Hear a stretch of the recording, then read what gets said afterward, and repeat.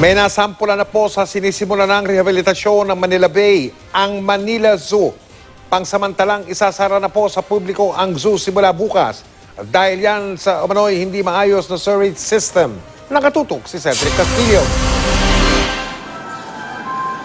Alas 4:30 ng hapon, bumili ng Manila Zoo tickets ang Saudi national na si Raid kasama ang dalawang kapwa niya turista. Nais daw niya ikumpara ang zoo ng Maynila sa mga nakita niya sa ibang bansa. Your first time here also in Manila Zoo? This first. No go. This first. First time here? Yeah. Okay. I want to look. I want to look is good or no good. Okay. But I think not clean good. Me go to Indonesia, go to zoo. Beautiful.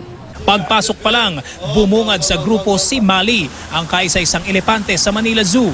Ito ang unang napansin ni Raid. Only one. I think so. Why? No wife. No children. No son. Clean? Yeah, clean. This is clean.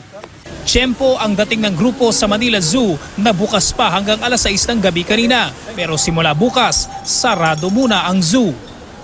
Pansamantala kasi itong ipinasara ng lokal na pamahalaan matapos isama ng DNR sa isa sa mga major pollutant ng Manila Bay. Dume-diretso raw sa Manila Bay ang untreated sewage nito. Walang petsa kung hanggang kailan ang closure pero isasabay ito sa rehabilitasyon ng Manila Bay.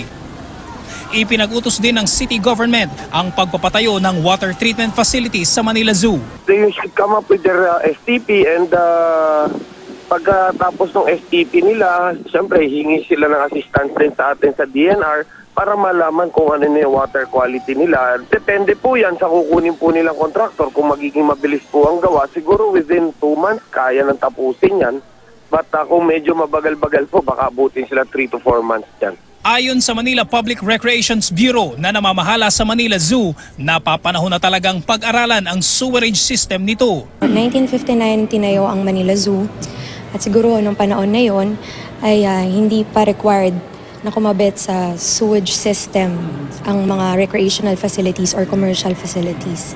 Pansamantalamang isasara sa publiko, tuloy pa rin naman daw ang operasyon ng Manila Zoo kaya walang dapat ipangamba ang mga empleyado nito. Ang maapektuhan dito yung sa ticketing area namin, no, yung mga nagbebenta ng ticket. Yung marami ho kaming maintain na covered courts, sports complex, swimming pools. So definitely tuloy ho ang trabaho nila. Tinitingnan pa ng DNR ang mga posible pang sumailalim sa rehabilitasyon o maipasarang establishmento.